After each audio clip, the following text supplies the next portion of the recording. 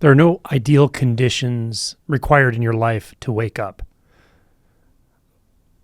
A simple way of stating this is that it's very common as we're delving into self-inquiry, or we can feel ourselves sort of plunging through the identity structure or really letting go into that which is mysterious and vast beyond anything the mind can imagine.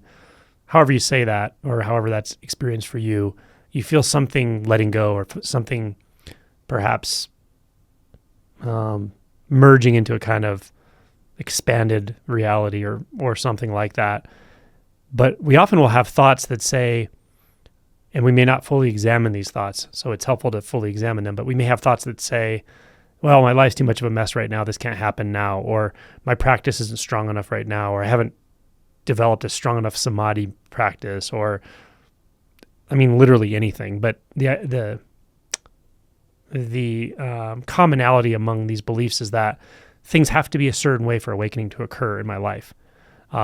Maybe they have to be neat and tidy. Maybe I have to have forgiven everyone that I've wronged. Maybe I have to not be addicted to X substance. It could be anything. But the truth of it is, none of that's true, actually. In my experience, people wake up right where they are every time. You wake up when you're ready to let go more. You wake up when you're willing to go beyond the bindings of thoughts and beliefs and ideas, when you're willing to go beyond even the binding and comfort of doubt. That's when you wake up. But it's not about the conditions in your life being set up a certain way. It's not about being having taken care of all of your bad habits, and becoming a very good person, or it's not about getting to a certain stage of insight with meditation, or being granted some secret from a teacher. It's just not about any of that stuff. It's also not about any mood state. You don't have to be in some kind of state of equanimity or peace or bliss.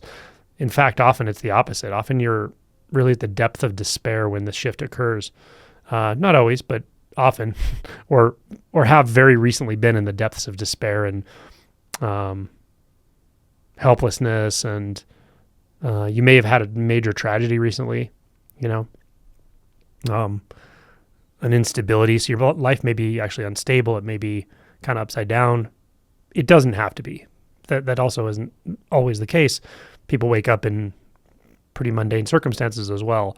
The point is just that it can be helpful to see those thoughts and beliefs we have that we're clinging to, that say, oh, well, it can't happen because whatever. It's not true.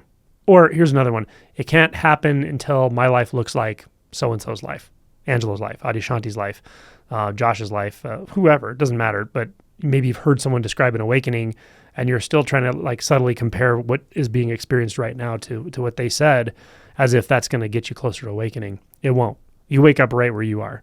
And the story you tell about it, if you tell a story about it, will sound like your story, not mine. So yeah, there is no special conditions. There's no special set of conditions required for awakening to occur.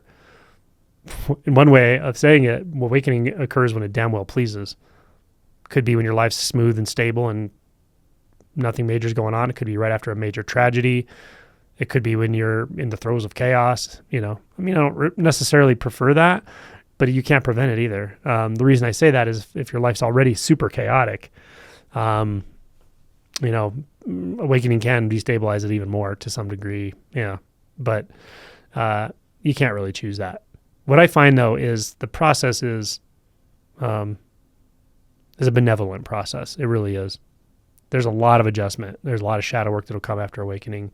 It just keeps on going in some form or another, but it's a benevolent process. It's not here to harm you. It's not here to just to destabilize your life. It's really here to offer you truth if that's what you want. It's here to offer you salvation from the self-induced suffering if that's what you want. That's what it is. That's what the Dharma vehicle is about. That's what the Tao is about. And really, in simple terms, the possibility of awakening, possibility of realization. It's here, it's available, and it requires no specific or special set of circumstances.